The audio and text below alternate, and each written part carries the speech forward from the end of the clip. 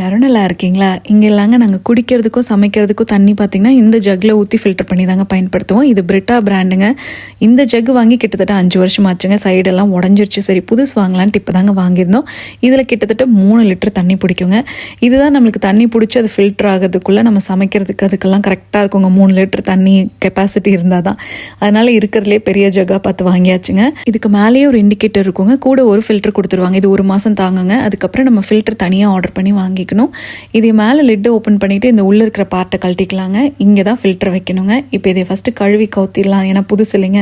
அதெல்லாம் கழுவி கவுத்தி வச்சுட்டு ஃபில்டர் ஓப்பன் பண்ணியாச்சு. இந்த ஃபில்டருக்குள்ளே ஆக்டிவேட்டட் கார்பன் இருக்கும்.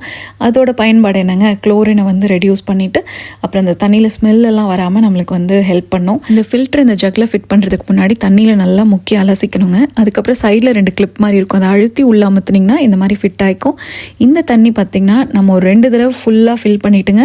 ஃபில்டர் ஆனதுக்கப்புறமா கீழே ஊற்றிட்டு 3ஆவது தடவை ஃபில்டர் ஆகலைங்க. அந்த தண்ணி தான் பயன்படுத்தணும்.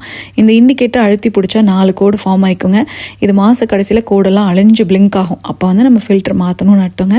தண்ணி இந்த மாதிரி மேலேயே அந்த குட்டி ஹோல் இருக்கு இல்லைங்க, அதில் ஃபில் பண்ணிக்கலாம். இப்படி ஊற்றுனா தண்ணி வந்துடும். தேங்க்ஸ் ஃபார் வாட்சிங்.